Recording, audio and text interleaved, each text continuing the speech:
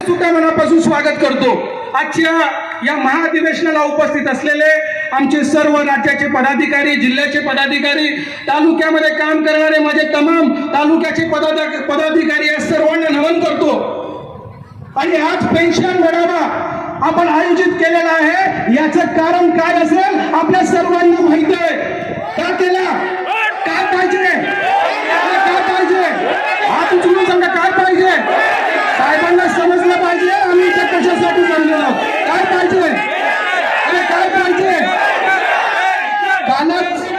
कालच हरियाणामध्ये ज्या निवडणुका सुरू आहे त्या निवडणुकीमध्ये आपल्या राज्याचे जे पंतप्रधान साहेब आहेत, मुख्य आपले मोदीजी, ते आले होते आणि त्यांनी म्हटलं की कर्मचाऱ्यांना आम्ही यूपीएस योजना लागू केली। कोणती योजना लागू केली? यूपीएस योजना। आणि कर्मचारी खुश आहेत। मी तुमच्या माध्यमातून विनंती करतो आमच्या प्रधानमंत्री साहेबांना, हे महाराष्ट्राची गर्दी पहा। जर यूपीएस योजनेला कर्मचारी खुश असतात तेवढ्या मोठ्या प्रमाणात महाराष्ट्रातले कर्मचारी इथे उपस्थित झाले नसते। यूपीएस योजना म्हणजे काय आहे? आमच्या पगारातून 10% आणि साहेब तुम्हाला सांगू इच्छितो, आता या यूपीएस योजनेमध्ये सरकारचा वाटा 8.5% केलेला आहे। 8.5% कशासाठी? कारण हा सगळा पैसा यूपीएस एमपीएसचा कुठे जातो? शेअर मार्केटमध्ये। आणि शेअर मार्केट कोणाचे आहे? अदानी अंबानीचे आहे। त्यांना आपल्या सरकारी तिजोरीतून रक्कम देण्यासाठी ही एनपीएस यूपीएस योजना आणलेली आहे, असा माझा सरळ आरोप या सरकारवर आहे। यूपीएस योजना म्हणजे नुसती फसवी योजना आहे। यूपीएस योजना म्हणजे नुसती गोल गोल फिरवणारी योजना आहे। म्हणून आम्हाला यूपीएस नको, आम्हाला काय पाहिजे? काय पाहिजे? करून सांगा काय पाहिजे? आणि म्हणून आम्हाला ओपीएस पाहिजे। त्याच्यामुळे महाराष्ट्रामध्ये कर्मचाऱ्यांचा तीव्र विरोध आहे। तुम्हाला सांगतो, सरकारची चापलुसी करणं खूप सोपं आहे। सरकारची चापलुसी करणं खूप सोपं आहे। काही संघटना करतायत, त्या संघटनांना सांगू इच्छितो आमच्या भविष्याशी ठरू नका। आमच्या भविष्याची, आमच्या म्हातारपणाची काठी जुनी पेन्शन योजना आहे। आम्हाला ओपीएस पाहिजे, कुठलीही यूपीएस एनपीएस डीसीपीएस कुठलीही योजना नको। आम्हाला 1982-84 ची जशाच्या तशी जुनी पेन्शन योजना पाहिजे आहे।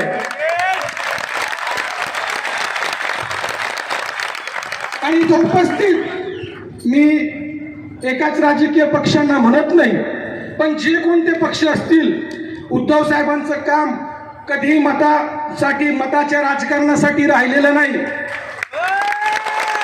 जे आपल्या न्यायाचं आहे, जे आपल्या हक्काचं आहे ते देण्याची त्यांची भूमिका नेहमी राहिलेली आहे। तरी सुद्धा साहेब सांगतो, या येणाऱ्या निवडणुकांमध्ये जो देईल पेन्शन त्यालाच देऊ समर्थन। जो देईल पेन्शन, जो देईल पेन्शन, आम्हाला कुठलंही राजकारण करायचं नाही। आम्ही काही राजकारणी नाही, परंतु आपल्या हक्कासाठी जर आम्हाला फील्डवर उतरून काम करावं लागलं, वोट फॉर ओपीएस। काय ओपीएस म्हणजे साहेब, जो पेन्शन देईल त्यालाच मतदान करणार, असं या कर्मचाऱ्यांनी निर्धार केलेला आहे। केलाय की नाही? केलाय की नाही? सांगा, केलाय की नाही? आणि म्हणून महाराष्ट्रातले 18 लाख कर्मचारी, 18 लाख कर्मचारी फक्त त्यांच्या परिवाराचे 4 मतदान, एवढा जरी गणित केलं तर अस्तित्वात असलेलं सरकार पाडायला आम्हाला वेळ लागणार नाही। साहेब फक्त आता तुम्ही लोकसभा निवडणूक पाहिली, या लोकसभा निवडणुकीमध्ये अगदी काही फरकानं कुठं 300, कुठं 2000, कुठं 3000, अगदी आपल्याच पक्षाचे जे एक उमेदवार मुंबईचे होते अतिशय अल्प अल्पमताने थोड्या 58 मतांनी पराजय झाला. साहेब, जर हे कर्मचाऱ्यांची ताकद तुमच्या सोबत आली ना तर महाराष्ट्राचे पुढचे मुख्यमंत्री म्हणून आम्ही तुम्हाला पाहू इच्छितो.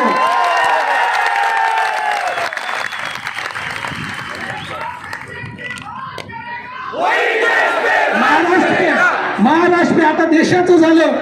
आता जो पेंशन की बात करेगा, जो पेंशन की बात करेगा, सुरुवातीला आम्हाला जुनी पेन्शन योजना बंद करून एनपीएस योजना लागू केली. तेव्हा या सरकारने काय म्हटलं, संघटनांनी काय म्हटलं, कर्मचाऱ्यांना लाखो करोडोचा निधी मिळेल. रिटायरमेंट झाल्यावर मिळताय का? एनपीएस मधून मिळताय का? इथं अंबादास दानवे साहेब आमचे मार्गदर्शक बसलेले आहेत. साहेब, आपल्या मतदारसंघात एक कर्मचारी रिटायर झाले. एनपीएस अंतर्गत फक्त 850 पेन्शन मिळत आहे. या सरकारला लाच वाटायला पाहिजे. सेवा केली त्याला फक्त 850 पेन्शन देते, फक्त 850. आणि हा सगळा एनपीएसच्या माध्यमातून जो मलिदा आहे तो कोणाला मिळतोय? कोणाला घाबरायची गरज नाही. अदानी अंबानी जे मोठे मोठे उद्योगपती आहेत त्यांना देण्याचं काम केलं जात आहे. साहेब, तुम्हाला मी सांगू इच्छितो, हिमाचलमध्ये जेव्हा निवडणूक झाली तिथल्या जे विरोधी पक्षामध्ये होते, जे आता मुख्यमंत्री आहेत, तिथले जे आधीचे मुख्यमंत्री होते त्यांनी म्हटलं आम्ही जुनी पेन्शन देऊ शकत नाही. काय म्हटलं? जुनी पेन्शन देऊ शकत नाही. मग कर्मचाऱ्यांनी त्यांना हरवून त्यांना जुनी पेन्शन योजना लागू केली.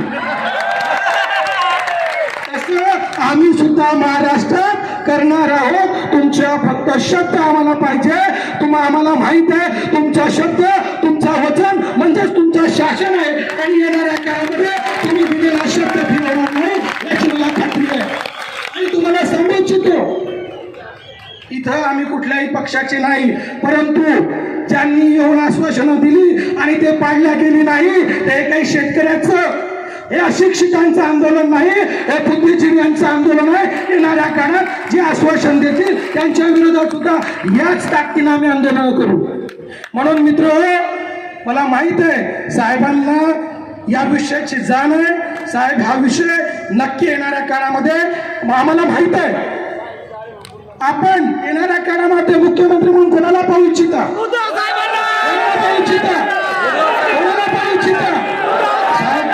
प्रचंड जनतेचं प्रेम आहे, महाराष्ट्रातल्या जनतेचं प्रचंड प्रेम आहे.